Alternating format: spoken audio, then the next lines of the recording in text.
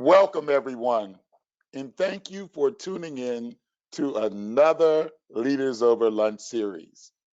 Today's topic is the future of work, and it's powered by Mass Technology Leadership Council. Now, I'm Dr. Keith Motley, typically serving as Chancellor Emeritus and Professor at the University of Massachusetts, Boston, but today I humbly serve again as Consultant, President, and CEO of the Urban League of Eastern Massachusetts. But I'm joined today by some incredible colleagues. My co-host, of course, the Chairman of the Board for the Urban League of Eastern Massachusetts, Attorney Joseph Feaster, but also MassTLC CEO Tom Hopcroft. Both of you, welcome. We're so glad to see you here. Attorney Feaster. Thank you very much, Dr. Motley, and I'm so always pleased to co-host this Leaders Over Lunch with you. I'm pleased to have Tom Hopcroft with us today. So Tom, welcome. This is an exciting time, an exciting topic where workforce development is the mainstay of what the Urban League does. So I'm excited to have our panelists educate our viewing audience on some of the ways in which they can get into the tech industry. And we're so fortunate to have Tom. He heads the association, and I'm sure that he will have many exciting things to tell us today. So Tom, I'm going to turn it to you as our fellow co-host this morning. Well, thank you, Chairman, and thank you, Dr. Motley, and thanks, of course, to all of you who are tuning in to this very special Leaders Over Lunch session today. I'd also like to give a quick shout out and thank you to MassTLC Social Justice Underwriters, Akamai Technologies, and PTC. As CEO of the Mass Tech Leadership Council, I spend a lot of time in the community working with our tech company members to accelerate innovation, growth, and the development of an inclusive tech ecosystem here in Massachusetts. And it's forums like this that really help us all gain a better understanding of how we can make progress towards positive change. So we have a very full agenda, I know, today, so I'd like to jump right in and kick things off by introducing our first speaker. As Secretary of Labor and Workforce Development, Rosalind Acosta manages the Commonwealth's Workforce Development and Labor Departments. She chairs the Workforce Skills Cabinet alongside of Secretary of Education and the Secretary for Housing and Economic Development. I've known Secretary Acosta for some time and know her to be a tireless advocate, helping to connect talent with opportunity. So please join me in welcoming Secretary Rosalind Acosta. Secretary, are you here? Very sorry she is not here yet, so maybe we bring her on first. Panelists. Well, we're flexible enough to bring her on when she gets here. So, well, in charge of Tom, that was a great introduction, and we'll have the opportunity to, as soon as the secretary tunes in, we'll do that. But I want to go to, if we could bring up the panelists, because I want to be able to begin the conversation with Dr. Aisha Francis, Beth Chandler from the YW, and with you, Tom. I want to be able to have the conversation with you. So let's get started. And any one of you three can start. I'd like to hear the comments from each of you. How important is it for the tech industry? The secretary has joined us? No, I wanted to make sure that the audience knows a few things before we get started. Oh, okay. Well, see, I'm so excited with this today's panel that I jumped right ahead. So Dr. Motley, please. Well, I'm excited too because we have an incredible group of leaders here, but also I want the audience to know, because they accuse us of this, that you put your questions, there's a question feature, it's in your toolbox. We welcome for you to ask these questions throughout the hour. And yes, we will watch it. We have several people doing that for us today. Given the tight time frame, we're going to be answering questions post-program today, which is something new for you, and we'll be sending them to all of the attendees that are here. And so go ahead, Mr. Chairman, and why don't you get us started? Thank you very much, Dr. Motley.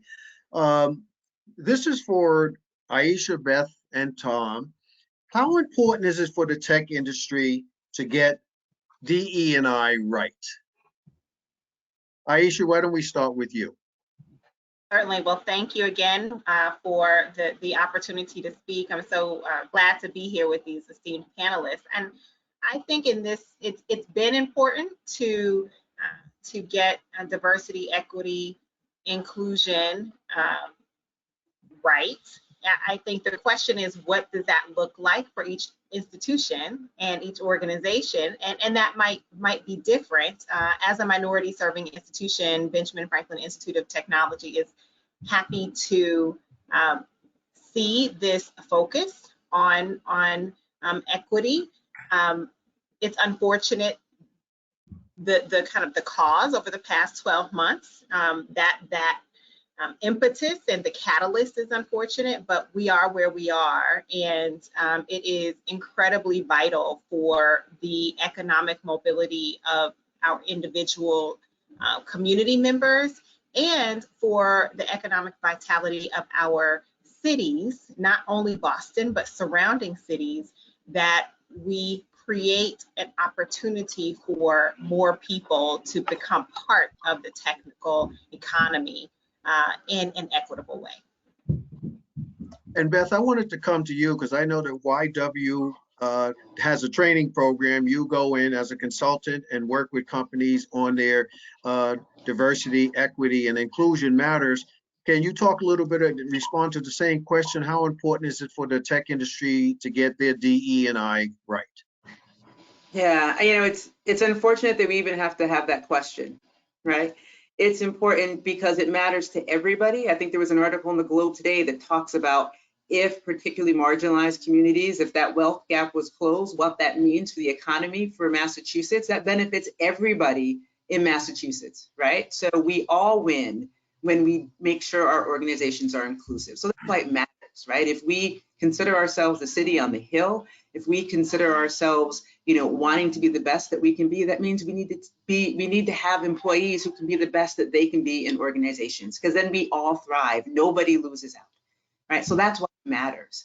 And ways to do that is we have to acknowledge that there's a problem. I have certainly talked to tech organizations that say we don't have a problem, because look at our numbers, and they don't look necessarily at all diversity.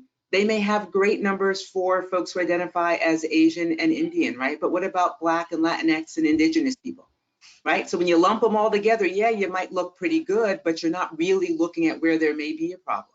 And also, where are people in your organization? Because a lot of people, again, who identify as Asian and Indian get stuck in that middle layer, right? They're not moving up at all. So there's still an issue. So what we do with organizations is help them to identify where they are having issues, because as Dr. Francis says, the issues may be different in different organizations.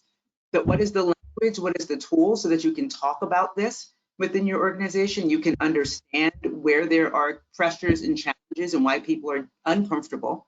And so how do you talk about that? And then how do you identify really where are the problems and where should you focus so you can really see change within your organization? So it's an issue. I don't know why we have to talk about why it's an issue. It benefits everybody. If everyone's able to thrive and be successful, we all win. So who doesn't want their organization to make more? Because that means more is going into my pocket if I work there. And we can't lump everybody together because different groups have different challenges. And so we need to really be targeted in our approach. That's one of the reasons why we wanted to target on the tech industry. And of course, having Tom here as the CEO of the Tech Leadership Council, he certainly has the influence, the leadership capabilities to speak to his membership about this. So Tom, I'll put the same question to you. For the industry that you oversee as by being the CEO of the Leadership Council, how important is it for your members to get their DE&I right? So, you know, it's always been the right thing to do, and there have always been people in the company who, or most people know that. What I think has been changing lately is the appreciation that it's a critical business imperative. You know, as you know, whoever your stakeholders, your employees, you know, if you're trying to, you know, attract talent, we have, you know, the history of racism in Boston keeps some of the best and brightest talent from accepting jobs here. You know, as we think about belonging in a sector that is, you know, largely white and largely male, you know, creating that sense within the companies.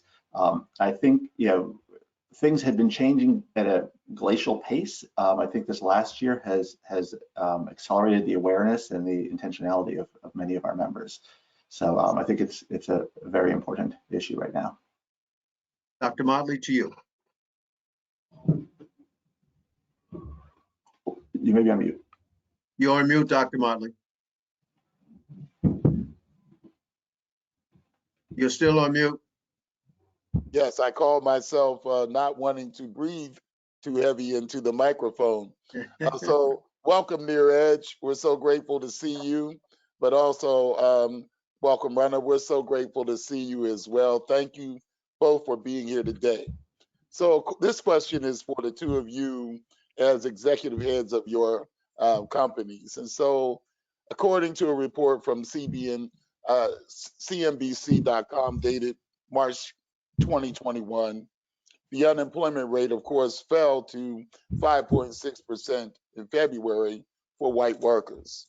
But for Black and Hispanic workers, the reported jobless rates were 9.8 and 9.9 and 8.5%, respectively. As the heads of your company, what are your initiatives towards providing opportunities and those that are used to prevent the fall of unemployment for people of color? Niraj, do you want to go first? Sure, I'm happy to. You know what I would say, what we found, so we have kind of a wide set of jobs spread over a wide set of geographies. So we have dozens of locations in the US, and then we have locations in other countries as well. But what we found is that wanting to have the best workforce and wanting to have enough people relative to our growth, it really requires that you're really reaching into all folks in the population. Like there's just not enough great people for every company to hire everyone they want to hire. And so what we found is that the way we can control our own destiny is by not worrying about what others might do or what they find easy or whatnot, but rather creating what you'd call a very ambitious type of recruiting strategies where we proactively with our own teams can reach much deeper into whether it be schools or communities or just through direct sourcing of candidates to basically be able to get access to the talent that's out there, tell them about what we're doing at Wayfair, get them interested and get them on board. And so I think the reality is any company that thinks there's going to be enough people to hire, if they're not more ambitious, I think they're going to find that that's going to be a problem. You're even hearing some of that right now. People are saying, oh, well, I can't hire enough people, so it's hard for me to scale up my business or scale up.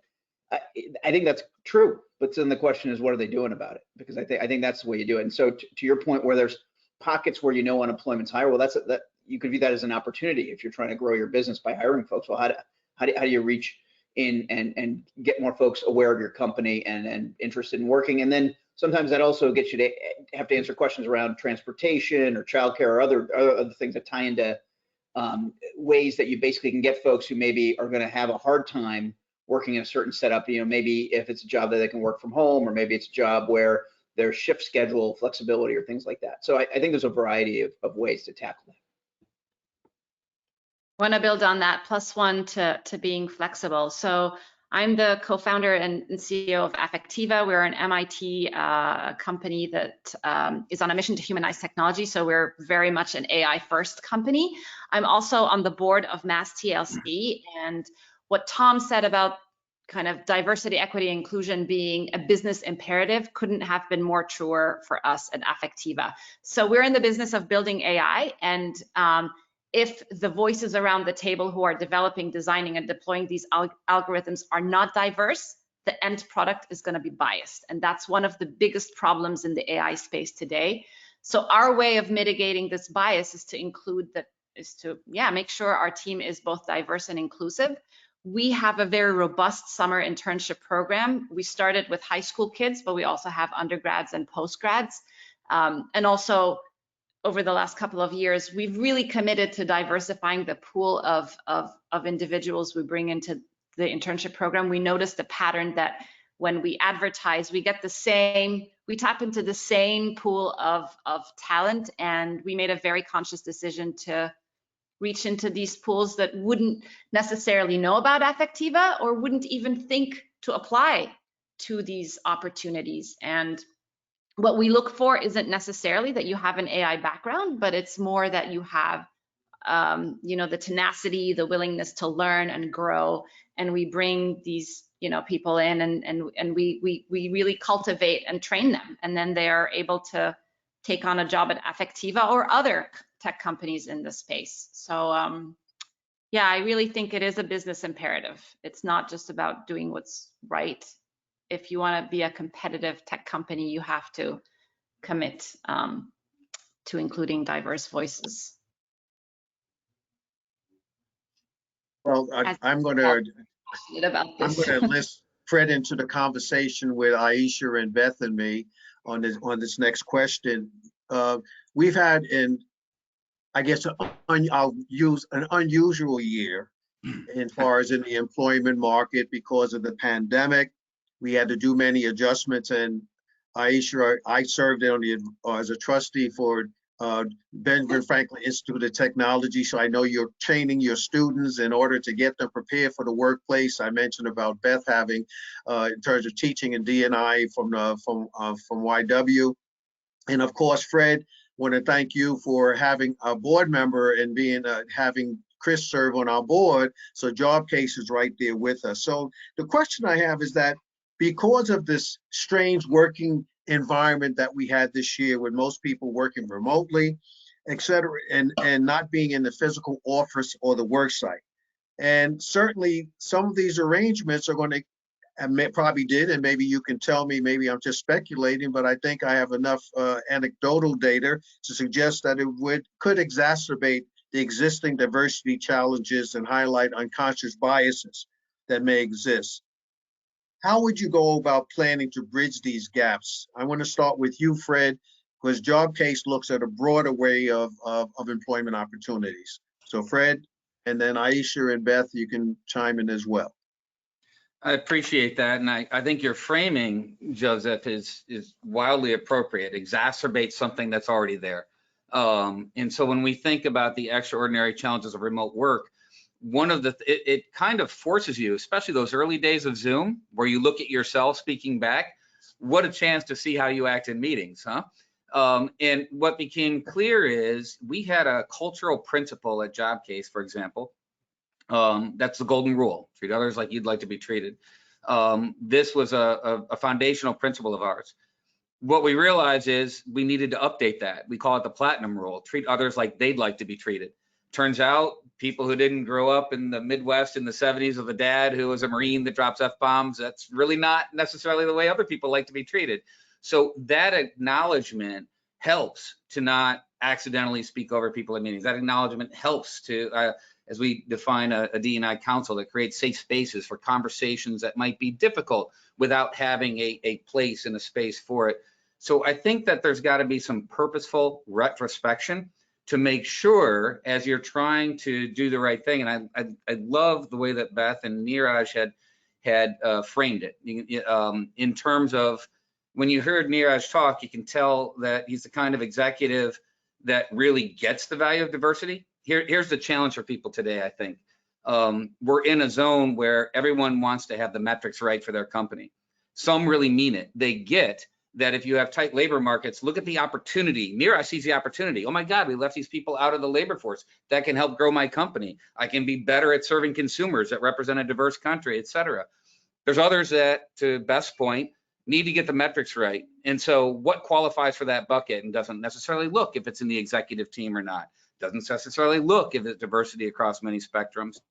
And so I think that you have an opportunity for real change, and identify the companies that understand that this actually moves their companies forward in a very productive way.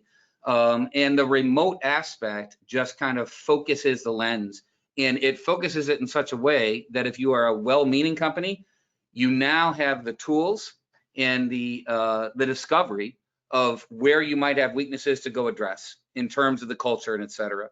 Where you may not really walk the walk, it's going to make it worse. And I think that one way it makes it worse, where I pass the ball back to you and Aisha, in a place that we're concerned, is, I forget who mentioned earlier, I think it was Tom, that we should all acknowledge Boston's Boston's got some tough things to come to grips with ourselves. We do. We win in a lot of ways. We win in the technical. When you think about great cities in this nation, we're either first or second, maybe San Francisco, Stanford, but let's say we're either first or second on leading in technology. That's why Niraj is building this great firm here, right, et cetera. Why we're trying to build this great firm here. A big part of that is because we have MIT, we've got Northeastern, we got BC, we've got Harvard. So therefore, Moderna's crushing this problem right here, right? Wayfair and TripAdvisor crushing the problem right here, et cetera. But where Boston falls down and where we can't do it ourselves as a company, and remote work makes this work, Joseph, is on the diversity community competitive advantage. If I look around at cities, I so admire Atlanta. Holy smokes, have they got this figured out? And I think there is a metaphor here. We're great at technology. We got MIT, we got Harvard, we got Northeastern. They've got these historical Black colleges and universities that provide a real good heartbeat to then build around, same as technology universities can build a heartbeat around. So how can we learn from that? How can we make it so that instead of the risk right now, that as all of us in the corporate infrastructure are trying to get diversity, how do we make sure that we're not reporting to Tom and to you and Secretary Acosta 2 years from now, look how great we are in diversity, but our diversity is on these remote channels outside of Boston, outside of Worcester, outside of Springfield. How do we bring it into here? And I don't think that happens without all the people here and maybe all the people listening figuring how can we get an inclusive community outside of the companies so that we're not just checking boxes, but we're actually making real growth just for our firms, but also for our city. And Beth, I want to come to you because you, in your training, you obviously have those conversations. This, I'm going to call it distance learning or distance working that we have by doing Zoom. I'm zoomed out by now, having done it over a year, but being away from my colleagues, I get a chance to see Dr. Motley because he lives right down the street, but everybody else, I don't have an opportunity to see you. So how has that worked? How has this been, do you believe this way of life we've had the past year does exacerbate what we're trying to do as far as DE and I? It's a great question, and I don't know if I believe the answer is yes or no, right? I think there has been great opportunity with people being able to work remotely, and it allows for flexibility and makes it a little easier, particularly for people that may have childcare demands, adults that are taking care of or whatever, right? If you have the flexibility to just be responsible for producing what you say you're going to produce and not have to have FaceTime, that there's a value there, right? And it can certainly help people, and particularly marginalized people who may be single parents or multi-generational families. So there's value to that. I think the question, or a question, is how are organizations leveraging that, right? And how are they being intentional? And so we did a worksheet on how to have intentional meetings. Right. And so working in Zoom, it's two-dimensional. So you can't always see, if I'm trying to give you eye contact, I can't see anybody really how they're reacting. Right. So what are the ways that we are building meetings? We are building protocols to allow people to really engage. Right. How are we using even the chat function to have different conversations? How are we thinking about meeting norms? And we should think about meeting norms, whether we're in person or online, but particularly online. Like, how are we making sure we're including people? When you said, Joseph, you get to see Dr. Motley because you live in the neighborhood, right? Well, how do we, particularly as leaders, think about the staff we don't see? One of the ways that I operate internally when I'm in the office is I have conversations in the hallway, right? That's just how I hear how people are doing. I can't do that now. So how am I being intentional, reaching out to staff that I'm not engaging with on a regular basis, right? Because if I'm not doing that, then I'm leaving out a whole bunch of folks, right? And so I think part of it is, how do we be intentional with working remotely, because there are things that we can leverage. And we've had, in our workshops, we've been doing them remotely, and we were really concerned that people wouldn't engage in conversations because it's harder remotely in some ways to create environments where people feel connected to have the deeper conversations they need to have to move this forward internally. And it actually has provided value, because people have said to us, you know what? If we were in the office, I may not have said this thing that was really bothering me because I was afraid to have to walk into my colleagues right afterwards in the hallway. But now, once the workshop's over, I'm off camera. I can do my thing and I don't have to worry about when I'm going to run into somebody immediately, right? I can ease myself back into the office. And so we've had people sharing some really heartfelt challenges that they've been having in their organizations that they may not have done if we were doing it in person. So again, I think there is some value that we can take from this remote learning, but we have to be intentional on how we're capturing that and being also intentional about not excluding people and what are the different things we can put in place to ensure we're creating as inclusive an environment and seeing people that we may not be able to see on camera, but making sure we're hearing their voices and reaching out to them if we haven't seen them. Aisha?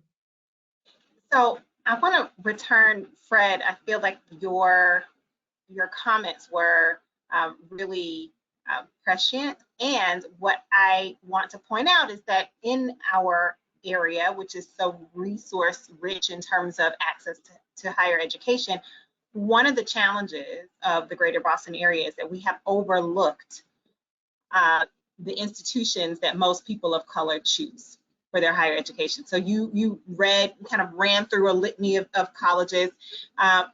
American Council on Education did a study recently on where are students of color, and 40 to 45% of students of color enroll in two-year colleges. So no, we do not have historically Black colleges and universities in the Boston area, but we do have minority serving institutions which literally have the same mission. The only difference is that HBCUs were founded before 1960 for the express purpose of serving communities of color. Then there are all these other colleges like Cambridge College, like Benjamin Franklin Institute of Technology, like Urban College, that have that mission and were founded later. And we are here, and frankly, we've been ignored because Boston is a city and an area, and Massachusetts is an area that trades on the currency of prestige. And that's unfortunate because these kinds of institutions, that's where students of color are. And if, to the extent that people are still claiming they can't find them, it's because you're not looking. We're literally in your own backyard. We are here, and students are here by the hundreds and thousands. And so I think there is an opportunity for institutions here, trade groups, companies to invest in minority serving institutions in our midst, and to do that with the same level and enthusiasm that we invest in the Ivies and the near Ivies and the other institutions that are here, because there's been a lack of investment in two-year colleges locally, and that's been to the detriment of the economy and to the detriment of students of color who choose these institutions as their first choice institutions. So Aisha, let me that's awesome. We have 200 employees and we're here in Boston, but JobCase is the third largest online destination for career services in the nation. So one of the things that's really important to me that I was hoping to learn during this time together, and I think you helped land it for me, is how can we get something done this summer? Like, I mean, yeah, we want to do things over the years. How do we do something now? So I'm definitely going to reach out to you right after this, and I welcome anybody else on the call that wants to join this, but let's solve it for us directly. But more than that, how can JobCase crescendo what you're saying for your two-year institutions and others, and really make an impact on making sure that when we come to next summer, you're not still saying we're right here, nobody knows about us, we have this problem, because there's an opportunity right now. We have tight labor markets. We have a new appreciation that racial injustice is directly tied to economic injustice. You saying we've got the solution right here, we're not being seen. So this sounds like a great action step to get started like tomorrow on. I think it's an incredible opportunity. Yeah. And I would also say, Dr. K, Tom put his hand up as well. He wants to have a say before you get to your next question, Tom. oh, okay. Yeah, go on to the next question. I just wanted to say this is one of those messages that our most progressive and forward-leaning employers have figured this out, but many have not, that you need to change the job rec. If you say four-year college, you're basically excluding this entire pipeline of talent that you can have into your organizations. And so we see a lot of organizations that work with Benjamin Franklin and many of the other, Cambridge College and all the New Bunker Hill and many of the other schools, flowing talent in through apprenticeship programs, through boot camps and other, training programs as well. But I think it's a really important point. I just want to double down on it. Well, I was trying to double down on the fact that even sometimes when you're a four-year college, like the University of Massachusetts, Boston, the most diverse, not third most in the country, most diverse in New England, but you're in a school where you're in a place where privates dominate. And I'm one of those guys who was educated in a private space, but led a public space. So I know the value of that. But let's not go there. But also you have the Urban League of Eastern Massachusetts that has been serving this Commonwealth for 102 years as an economic first responder. And so it brings me to the question, I see the reports that McKinsey and others have put out. They're talking about 60% of this workforce, particularly the African-American workforce, is concentrated in 5 occupational categories when you talk about automation risks. And those are transportation, office and administrative support, production, food prep, sales, all great opportunities. But what can we do to sort of mitigate this kind of placement, move into some of the other spaces? And that's something I wanted Niraj and Rana to talk about, if you don't mind. Talk about that, because I heard folk talking about being left out of the workforce or feeling left out. So let's talk about some of the things that we can do to mitigate that displacement. Yeah, I mean, I again, we're right in smack in the middle of the AI kind of, the applications of AI across industry, and I do see the risk of some jobs becoming obsolete, but I also see that there's a lot of demand for new jobs, right? Completely new jobs, and so reskilling becomes really critical.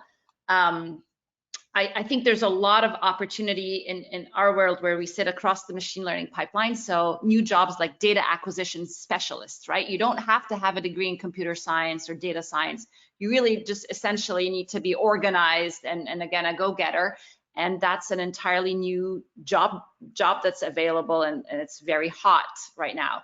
So across the machine learning pipeline, there's new job opportunities that don't require a 4-year degree, and it's just a matter of making sure that people know about these opportunities, right? Like these pockets of the population know about these opportunities.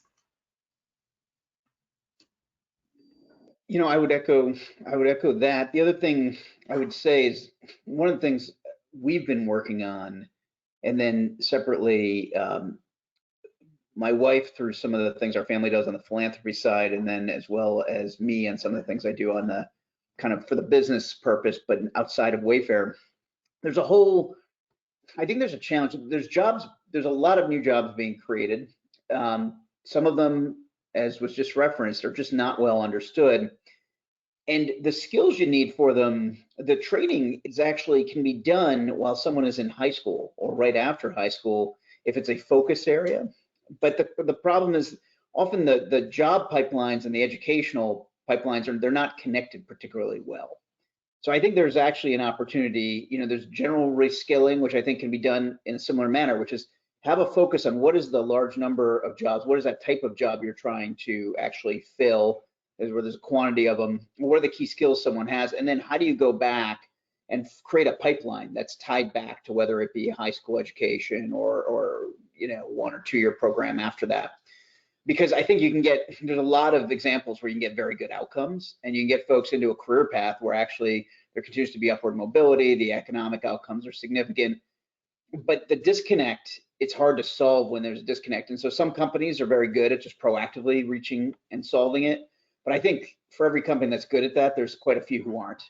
And if it's a smaller employer, they typically don't have the resources to try to reach down and solve it on their own. So I do think there's this kind of continuity of pipeline thing that's a real opportunity. And I think that's starting to be widely recognized, because I've, quite a number of different groups Like I'm a member of the Massachusetts Competitive Partnership, for example, and a bunch of work we're doing. It's about that concept, because that's how, when you start saying, well, how do we create, how do we get 100,000 folks, or 50,000 folks in Massachusetts connected to these good outcomes? You start, this is the type of exercise that makes it seem very possible, where some of the one-offs start to not feel like they're going to be that scalable. Can I put up for Europe too? So Europe is an organization, and they have a data track, and we've been able to source talent from that group as well, and that's been really successful. Okay, Tom, I see your hand. Jump in. Okay. Yeah, if I could just chime in, I just wanted to also point out that, from the industry research point of view, tech on average pays twice the state average. So when you look at income disparities, figuring out this problem is critical, because you won't be able to address it without the high income categories, tech and other knowledge sectors in the state, bringing more people into them. So. And I'll also add, I think organizations thinking about the internal training that they can do, oftentimes, you hire a great employee and it may be great for them to transition to something else internally, but there's no training that happens for them to do that, right? And so how can employers think about what are the supports and that we provide internal employees so that they can move up? And then I think the other thing that sometimes gets in the way is the hometown discount, right? Where often we may hire somebody and it's, they're great employees, they're ready to move up.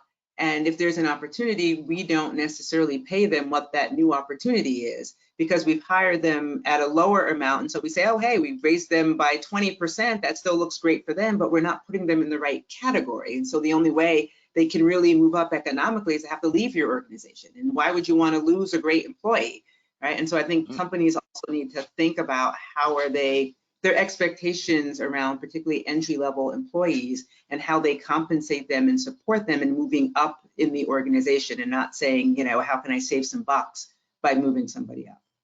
Yeah, this increased Aisha, you look like you want to get in. You all right?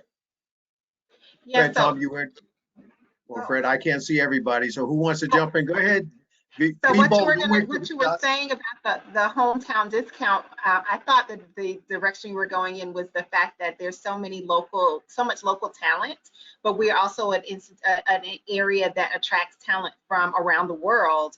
But what we know is often that talent leaves, and it doesn't mean that we shouldn't invest in that talent, but local kids tend to stay close to home, and so I think that there's that sense that it's another way in which we are perhaps looking askance at people who are in the neighborhoods and from the neighborhoods that businesses locally serve. And we could, spend more time doing that. And sometimes institutions place a premium on the competitiveness of their internship processes or co-op processes. We had 2,000 applicants for 20 spots. Like, I don't know that that's the best use of time for, the 1,800 applicants is to drive that type of competition, where I think there are other opportunities to say, actually, we're purposely being much more focused in our applications, and we're looking for local talent on purpose. And that would be something wonderful to see as well. Sounds like it's going to be a serious action plan when you all get together to discuss this after this event. And that's what this is all about. So thank you for that, Chairman. Yeah, and I'm going to come, Beth, you really rev things up when you said, well, why do we have to talk about this at all? That was your initial comment at the top of the hour. Well, I want to, recently there was a coalition of leading 37 CEOs and organizations, Merck, AMX, IBM, and others, came together to form 110, an organization that will combine the power of those companies to upskill, hire, and promote 1 million Black Americans over the next 10 years into family-sustaining jobs with opportunities for advancement. I'm going to come to Fred, I'm going to come to Tom, I'm going to come to Niraj, I'm going to come to Rana, and of course, Beth, you and Aisha, if you like, but I want to start with those four. Are you willing to formulate a coalition here in Massachusetts with the same aim. I'm gonna come to Fred, and then to Tom, and then to Niraj, and then to Rana. And Rana, I just want to say before they respond, I was quite intrigued about what your company does in terms of the human recognition pieces. So you may want to talk about that at some point. So Fred, you're on, and then Tom. Well, yes, I mean, 100%. I think the million within Massachusetts, we probably adjust our numbers, but yes, I think the same mission. And I think it's important to understand why, right? Because I think there's a risk that as we raise awareness of these issues, and there is a moment where more people are hearing it a little differently, it's not just, oh, it's the right thing to do, it's the ethical thing to do, it's the moral thing to do, which of course it is. It's an economic imperative, right? We're leaving to, as I forget, someone was mentioning the stat before, there is no shortage of stats about how much the entire economy is missing out by the fact that we leave out huge pockets of our population from access to labor forces. So it's just a smart thing to do. I think we're seeing that with our own Seth Moulton and him trying to work with Representative Clyburn on the GI Repair Bill Act, which I'm proud that our chairman, Mark Hastings, is helping through as well. There's a lot we can do, and it's important that we get that message out, I think, Joseph, because we want to make this a priority for all the CEOs, right? That this is how you help your own business. And not just, oh, you're running your business, and by the way, do this nice thing. No, this is gonna help your business. And the only caveat I would have is, I think it's important because we're seeing this already. There is a lot of CEOs that are thinking about diversity, and we are now opened up to a world of Zoom where way more opportunities can be located outside of your headquarters, outside of a physical construct. And so I would just suggest maybe we tweak it for people in Massachusetts to say what part is also within Massachusetts, right? That people go home within Massachusetts, because the risk is that we all do this and we're helping in remote areas, which is good. But I really think there's an opportunity for us to step up the community here at home. Yeah, and I'll say absolutely yes too. Just last summer we put out a 2030 challenge to double the participation of Black and Latinx workers but in tech occupations in Massachusetts by 2030. And because we represent the tech community, our you know the challenge is really out. It's lawmakers, educators, you know, community groups, et cetera. But our lane is really the tech companies, and so we established a tech compact for social justice. It was really members of our executive diversity and inclusion steering committee who kind of looked at their own houses and said, you know, we got to do something here before we start trying to say stuff externally. And so we have close to 100 companies signed on to that already. So the intention is there, and I think we can certainly would be happy to bring tech to the table. Rana? Yeah, one of the reasons I joined MassTLC as a board member is because I do believe that we can come together and move the needle when it comes to diversity, equity, and inclusion in tech.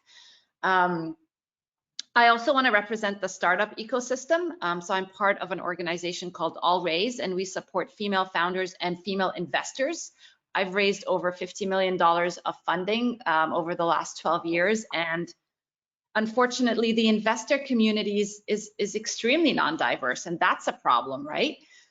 So we try to support both female founders and female investors, and we have a really big push, you know, within the female community to support even, you know, even more diverse, I guess, diverse founders and investors. And we have a number of programs to support the Black community, for example, and it's been wonderful. Media training, you know, how to raise funds training, like it's been really wonderful to be part of that. So I'm very committed to, again, help move the needle. And Niraj, I was so intrigued as well as I was with Affectiva, as I was with Wayfair. When I thought about it, I went online and I said, well, I've heard of Wayfair, and I just look how you have a global organization that, you know, I'm not responsible in my household buying the furniture or anything. I just sit on it, or I just get the food. So I didn't even, you know, I just know of it by name. But in any event, to this question here with the global mandate and prospects that you are engaged in, could you bring that locally home here to help put together the similar coalition of the organizations or businesses that formed 110? Yeah, so we, Tom mentioned the 2030 challenge. I think we were one of the first companies to sign up for that, for example. And so that's a slightly different initiative, but it's the same goal. And so there's a series of things we've done. We actually publish our DEI statistics annually. The first detailed annual report for DEI, either we just recently published it for Wayfair or we're about to. We're actually more diverse than most tech companies on average, but we don't view that as a success. We have goals that would be even significantly heightened from where we are today. So we're very much on board with what you're describing.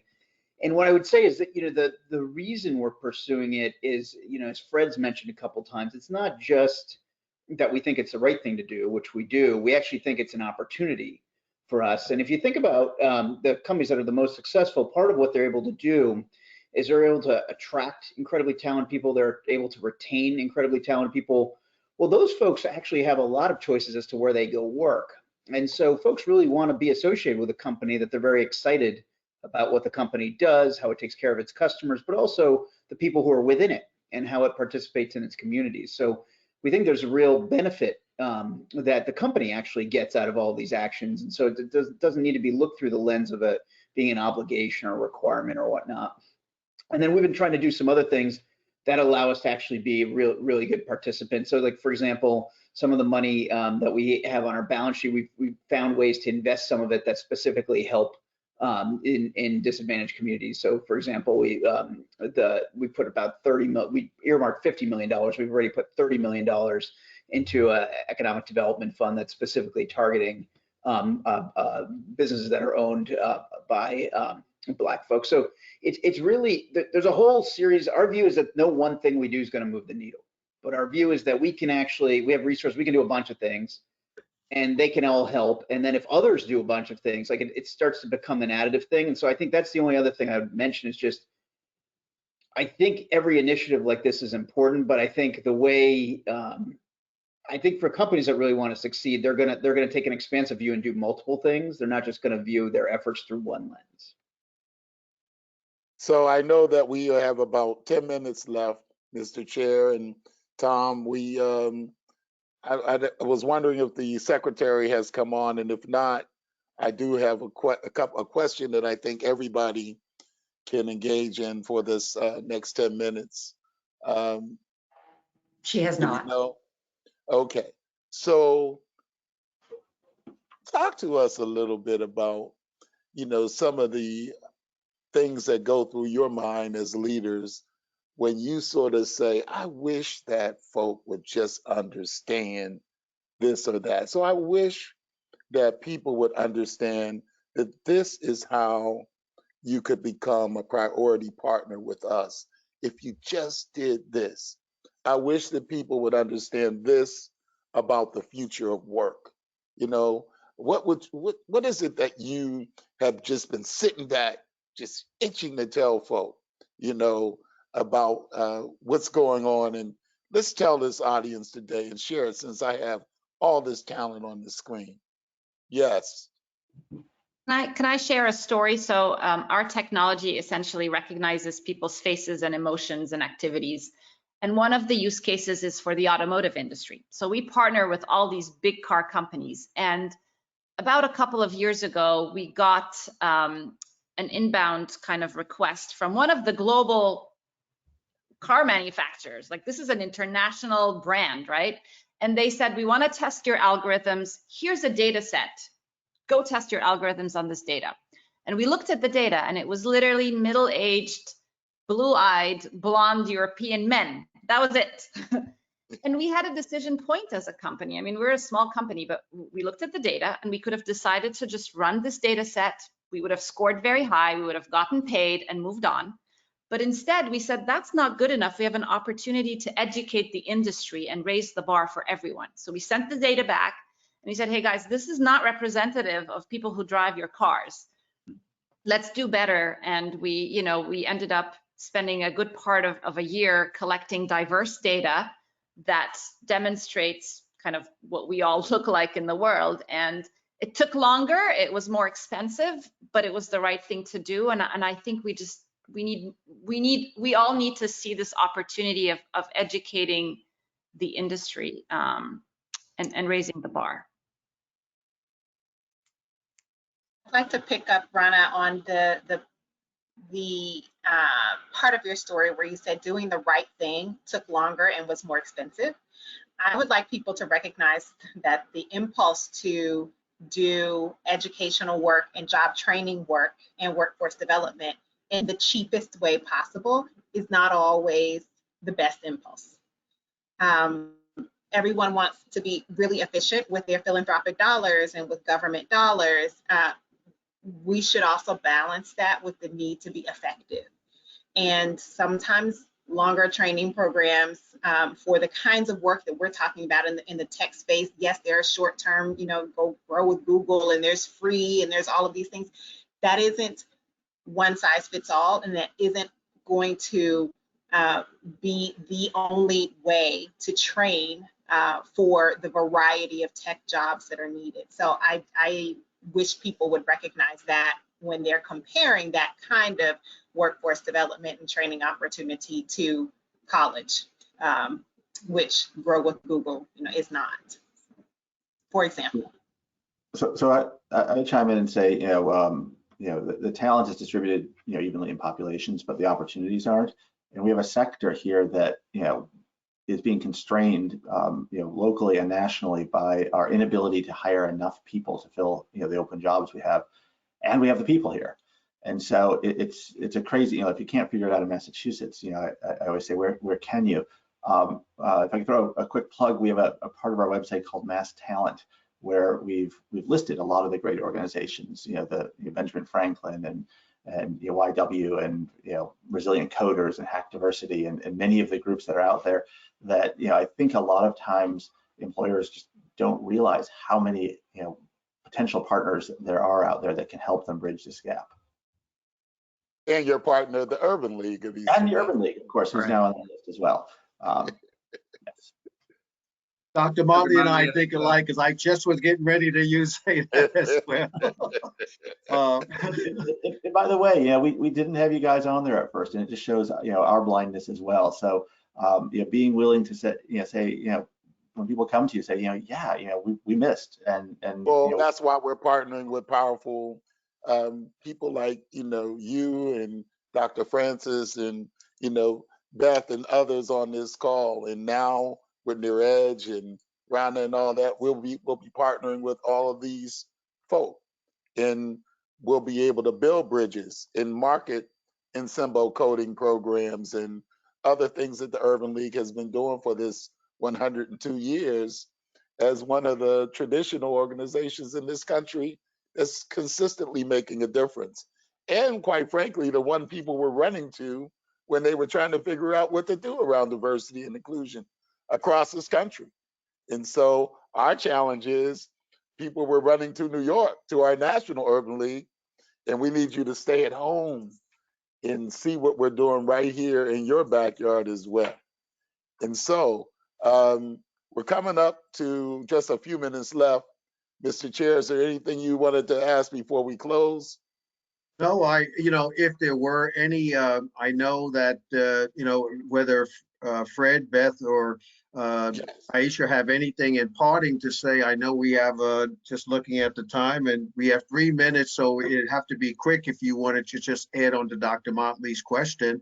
If not, then Dr. Motley, I will give it back to you, sir.